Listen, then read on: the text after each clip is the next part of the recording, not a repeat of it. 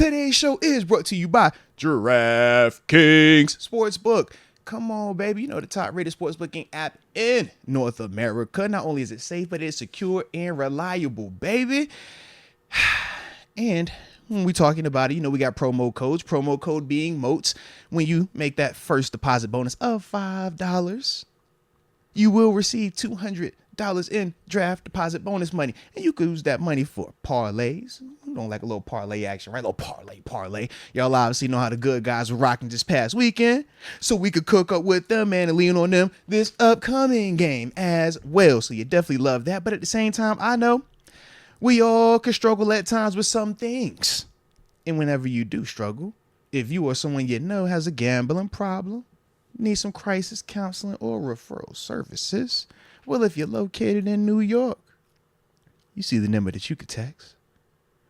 But for everybody else, the number to dial is 1-800-GAMBLER. JS, thought about the Eagles trading for that safety and giving them Terrell Edmonds. Also, are the Titans washed? And what is going on with Broderick Jones? Should he start? I think that's what he was trying to ask. Respect. In terms of Broderick, we talked about it, right? Going into the bye, we was like, yo, if they made the switch, I could understand why. But if they decided to roll with Dan Moore, I could also 100% understand why. As a former player, I like the fact that they backed Dan Moore and put him back out there because it's just a smoother thing for everybody in there.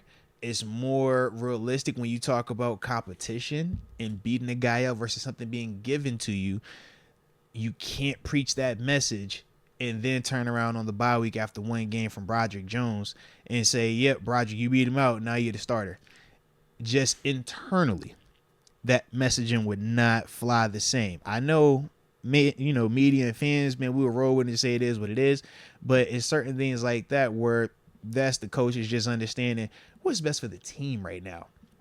Now, it's not saying that Broderick still can't get an opportunity to start because, as we said with Dan Moore, if he goes out there and plays bad, we've seen Broderick play good now. So it's a way different equation.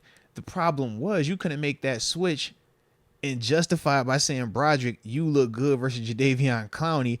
Dan Moore, we saw you struggle versus Nick Bosa, Myles Garrett, and Max Crosby. Oh, and Will Anderson. It just don't hit the same. So internally, we'll be looking at that move like, bro, you gave that to him. He ain't earned that. He ain't do nothing to really go out there and take that spot. And I just think that for the coaching staff, they don't want that to be the messaging. And that's the thing. Like I said, as a former player, I respect that.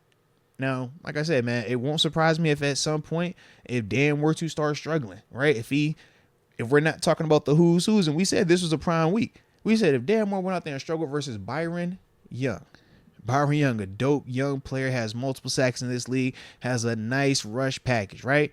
Former SEC cap. But if Byron Young came out there and was cooking Dan Moore, we'd be like, bro, that's an issue, man. Because he's not one of them type of killers that we've been talking about. That's a regular guy that you got to be able to block in this league if you're a starter. So since Dan, showed that he could do that and do it consistently, that's the part for me where I'm like, Roger, you just got to wait your time, man. Your time will come, though. And if it doesn't happen this season, I can assure you they're going to move somebody to get you on the field this offseason because you're the first rounder. And they're going to give you a legitimate opportunity to get out there. But right now, where we're being in season, they rolling with the dude that's been here and been their starter for the past 2 years right now. Yeah, Dan Moore played good. I didn't think the pressure was that crazy on Pickett for the most part throughout the whole game, outside of whenever the Rams would blitz. You had the couple blitzes, and it would be like an additional player blitz where it's like, yo, we don't have enough people here. Yeah, that's literally what those blitzes are designed for. Yeah, like that's a difference than Jalen Warren blitz pickup, which we saw Jalen do. The only other time I felt like we had an issue was the one Aaron Donald one-on-one versus Sayumalu, where he beats him quick. Kenny scrambles up. I think Kenny gets back to the line of scrimmage, or he might have got 1 yard when he dove forward. But that was the only other time I really remember instant or somebody just getting beat up front. Other than that, you're right. It was the pressure. It was the nickel. I think he had with the 2 sacks. Yep. Yeah. I thought for the most part protection was good, and I thought O-line blocked pretty good in the running game, and I don't think Najee on a couple runs did.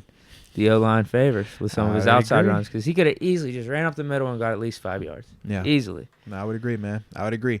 Steelers grow O-line trending up, though, after that game, for sure. 100%. Liked what I saw. 100%. Steelers grow 517 hits right on the head with my one of my favorite Tomlinisms. Work while you wait. So for Broderick, we ain't saying you got to be patiently waiting. Nah, we didn't ask you to be patient. What we are saying is, though, work while you wait, man. Work while you wait because eventually your time will come. And whenever your number is called, you want to be prepared, whether that opportunity happens this season, whether it happens in the postseason, whether it happens next year. Heck, it might not even happen here. But whenever that opportunity does arise, make sure you're ready. So be working through all this time right now, man.